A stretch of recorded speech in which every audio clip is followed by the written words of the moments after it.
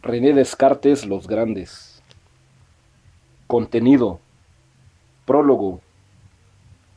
La genealogía. Estudios. La juventud y el dilema. Entre dos mundos. Los vínculos esotéricos. La sabiduría de los sueños.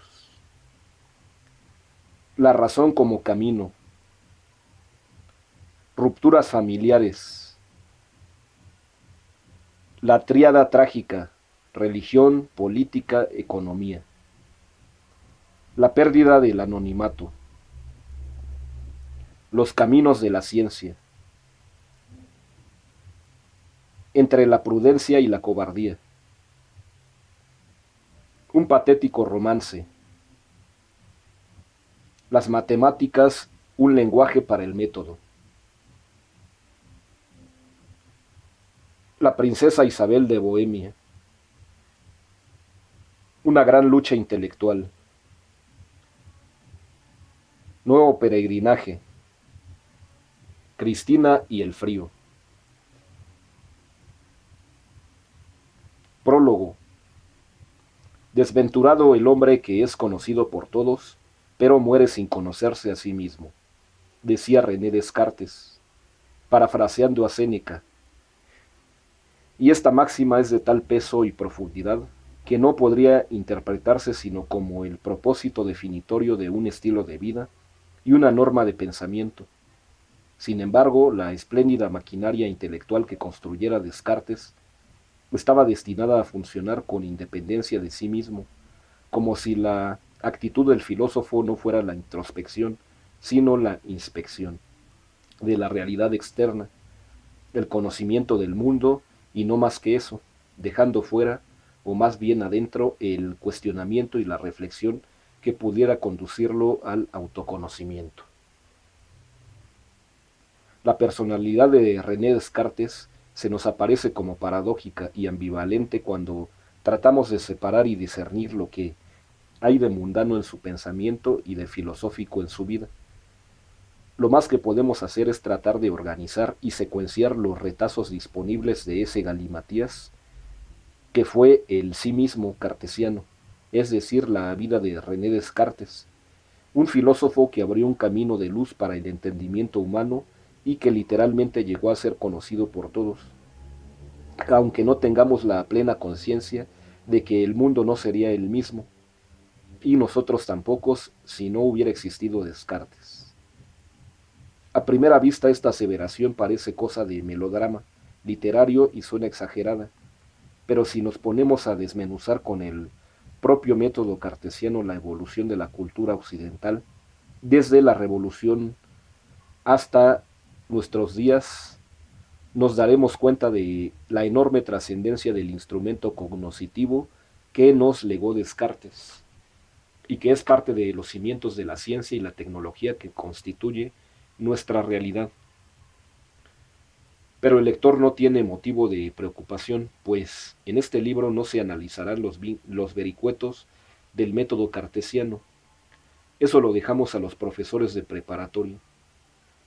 Esta es la historia de un hombre que dedicó su vida a la creación de un método para conocer las cosas del mundo y que murió de frío, de levantarse muy temprano y de la desventura que le produjo la ignorancia de sí mismo. Roberto Mares. La genealogía. El 30 de octubre de 1543, en Châtellerault, provincia de Poitou, Francia, se firmó un contrato nupcial entre Pierre Descartes, de edad desconocida, y una niña de apenas 12 años de edad llamada Claude Fernand.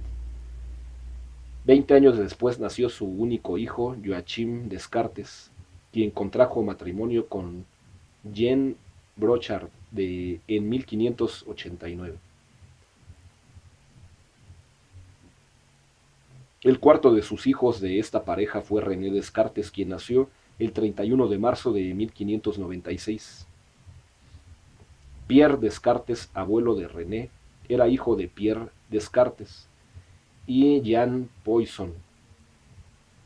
Gilles, el hermano de Pierre, fue tesorero de la Catedral de Tours y estaba emparentado con personajes de una cierta jerarquía social, aunque de baja alcurnia.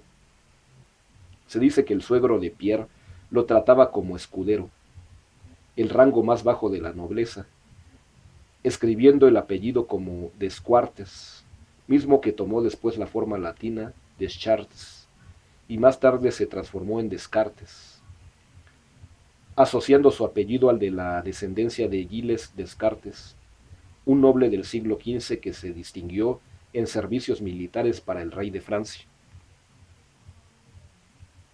A pesar de las pretensiones de abolengo, la familia Descartes se orientaba hacia la intelectualidad, en los parámetros de su época, por lo que se estableció una tradición centrada en las dos principales profesiones liberales, la jurisprudencia y la medicina.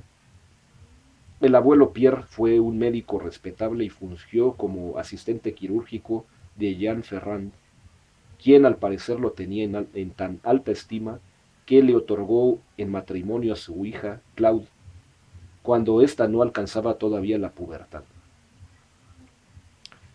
El padre de René, Joachim, se diplomó en Derecho y no en Medicina, rompiendo con ello la tradición del padre y del abuelo paterno, lo cual probablemente se debió a que, al morir su padre cuando él tenía 3 años de edad y su abuelo cuando tenía 6, quedó al cargo de su tío materno, Michel Ferrand, quien lo orientó hacia el derecho, enviándolo a estudiar a la Universidad de París y más tarde comprándole un puesto de letrado en el Parlamento de Bretaña, cargo que asumió a la edad de 22 años y que le permitió conservar el estilo de vida desahogado de la familia, aunque sin alcanzar los niveles de riqueza que caracterizaban a los auténticos aristócratas de la época. Joachim Descartes se casó con Jeanne Brochard el 15 de enero de 1589, y su primer hijo, Pierre, nació en octubre del mismo año, pero murió al poco tiempo. En 1590 nació Jeanne. El tercer hijo, también llamado Pierre, nació el 19 de octubre de 1591, y el cuarto y último hijo vino al mundo el 31 de marzo de 1596. El lugar de nacimiento de René fue la ciudad de La Haya, en la casa de una abuela materna, Jeanne Saint-Brochard. El padre de René tenía 32 años y su madre 30. Su bautismo se realizó en la iglesia católica de la misma ciudad el 3 de abril de 1596, según los registros parroquiales. Jeanne, la madre de René, murió al año siguiente. René vivió unos 4 años con su abuela materna en La Haye, y más tarde fue llevado a la ciudad de Châtellerault, donde fue confiado, junto con su hermano Pierre, a la tutoría de quien fuera su padrino, Michel Ferrand, hermano de la abuela paterna. En esta ciudad se inició la educación formal de Descartes.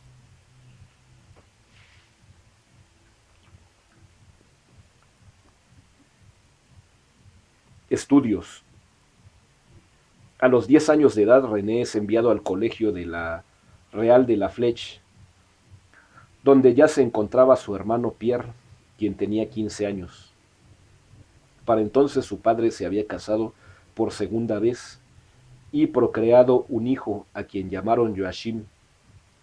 En ese año 1606 falleció su tío abuelo, Michel Ferrand, y también la abuela materna, Jeanne Brochard, pero René no participó en las exequias funerales, pues el colegio distaba a más de 100 kilómetros de su hogar. La Flèche se consideraba uno de los mejores colegios de Francia y se encontraba instalado en un castillo que había sido donado a los jesuitas por el rey Enrique IV, quien también les había proporcionado los medios para incluir docentes de gran prestigio que no eran jesuitas, y muchos de ellos ni siquiera sacerdotes. Se trataba de profesores de jurisprudencia, ingeniería y medicina. En la época de Descartes el colegio contaba con 1200 alumnos. En 1906, René y su hermano Pierre se alojaron en una casa de estudiantes aledaña al colegio, pues en el castillo solamente se daba hospedaje a los hijos de las familias de alcurnia.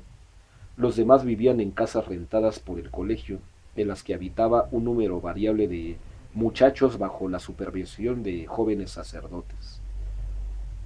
El colegio daba preferencia a los hijos de aristócratas, pero más o menos la mitad de los alumnos eran de clase media e incluso de clase baja, pues la educación era gratuita y cualquiera podía aspirar al ingreso, siempre que aprobara los difíciles exámenes de admisión, como seguramente fue el caso de René y su hermano, quienes no tenían la suficiente alcurnia como para ser recibidos sin ese requisito. A pesar de los privilegios y canonjías de los alumnos de clase elevada, los jesuitas tenían una política académica igualitaria, de manera que los alumnos tenían la oportunidad de destacar por su talento y no por su clase social, lo que era un gran avance humanístico para la época. En la Fletch, Descartes siguió el programa de estudios vigente, que incluía asignaturas científicas, pero se centraba en las humanidades. Todos los cursos se dictaban en latín y las tareas y trabajos escritos se presentaban en esa lengua, aunque también se enseñaba griego y francés, principalmente por medio de la lectura de los clásicos. Pero el programa de estudios no se limitaba al cultivo del intelecto. Durante su estancia en el colegio, René recibió clases de dicción, teatro, música, danza, esgrima y equitación. Siendo la ingeniería una disciplina privilegiada en esa época, también se enseñaba la meteorología, hidrografía y geografía. Muchos de sus alumnos eran encaminados a la ingeniería militar, por lo que se daban cursos de arquitectura militar, emplazamientos y fortificaciones. Además, como herederos de la refinada tradición francesa, se enseñaba a los alumnos el arte de los buenos modales, como saludar, ponerse de pie, conversar, como favorecer la amistad e influir en otros por medio de la gentileza y el savoir-faire. La educación jesuítica tenía por objetivo el fortalecimiento de la voluntad, de manera que la personalidad se fundara en la conciencia y no en los impulsos primarios, lo que definía la actitud de un caballero. En su Tratado de las Pasiones del Alma, publicado en 1649, Descartes describió las virtudes de la caballerosidad, dando énfasis en el sentido de la justicia, a la rectitud, el buen trato tanto a los iguales como a los inferiores en jerarquía social, el apego a la moral, la valentía y la firmeza en la consecución de los propósitos. Esta conceptualización se cimenta en la educación que recibió con los jesuitas. Además del esquema curricular oficial, Descartes recibió clases especiales de derecho, pagadas por su padre, quien seguramente tenía la intención de que su hijo siguiera sus pasos. En sus últimos tiempos en la Fletch, Descartes se volvió un asiduo lector, señalando más tarde que se había entusiasmado con los ensayos de Montaigne, La sabiduría, de Pierre Charron. También se apasionó por las novelas de caballería, especialmente por Amadís de Gaula, gusto que conservó toda su vida. Los últimos cursos en la Fletch se dedicaban al estudio de la lógica, la moral, la física y las matemáticas, aunque en el último año se incluía la metafísica, que en aquellos tiempos tenía una connotación teológica, lo que más tarde es retomado por Descartes en su discurso del método, transformando las ideas teológicas en formas de pensamiento práctico, con lo que la metafísica llegó a ser una corriente racionalista de la filosofía, dejando a un lado la interpretación religiosa. En aquellos últimos tiempos en la Fletch, lo que realmente impresionó al joven Descartes, como él mismo señaló, mucho tiempo después fue la matemática, tal vez porque en su pensamiento se gestaba ya la noción de certidumbre, lo que solo puede plantearse de manera estrictamente racional por medio de la matemática. Su principal mentor en esa área fue el profesor Jean-François, quien utilizaba los textos más avanzados de la época a pesar de la juventud de sus alumnos, lo que para muchos era una verdadera tortura y para los alumnos especialmente dotados como Descartes un gran estímulo. Las bases matemáticas de sus tiempos en la Fleche lo llevarían a la elaboración de su propio método, que trascendió como cartesiano, que es un modelo de análisis matemático que consiste en manejar las cantidades y proporciones en forma gráfica, esto es, por medio de líneas rectas y curvas. De modo que los problemas algebraicos pueden resolverse geométricamente y viceversa. De ahí lo que todo mundo conoce como coordenadas cartesianas. Se dice que Descartes fue un niño prodigio en matemáticas y desde sus años escolares había planteado la geometría analítica, pero de eso no existen informes fidedignos, además de que el propio Descartes se encargó de desmentirlo con su actitud respecto a Blaise Pascal, quien a los 16 años publicó un trabajo sorprendente sobre las secciones cónicas. Descartes dijo que no era posible que un joven estudiante pudiese realizar algo de tal envergadura, y sugirió que el libro de Pascal era un plagio de la obra del matemático Gerard Descartes. Cuando se le hizo ver que el libro de Pascal había superado el supuesto original, Descartes siguió escéptico, aduciendo que el verdadero autor del trabajo hubiera podido ser el propio padre de Pascal, quien era un eminente matemático. Sin embargo, el propio Descartes narra que en la escuela lo juzgaban como un joven de gran talento y que todos pensaban que se dedicaría a la enseñanza, pero él nunca quiso ejercer la docencia de manera directa, aunque fungió como maestro de 3 de sus propios sirvientes. Uno fue Gerard Gustodin, quien llegó a ocupar la cátedra de matemáticas de la Universidad de Lovaina. Otro fue Jean Gillot, que fue profesor de fortificaciones, navegación y mecánica en la Escuela de Ingenieros de Leiden, además de la enseñanza de matemáticas en la Universidad de París. El tercero fue un zapatero holandés llamado Dirk Rembrandts, a quien enseñó el método de análisis matemático. Este hombre llegaría a ser un eminente astrónomo y publicaría libros de aritmética y geometría que fueron adoptados como textos escolares.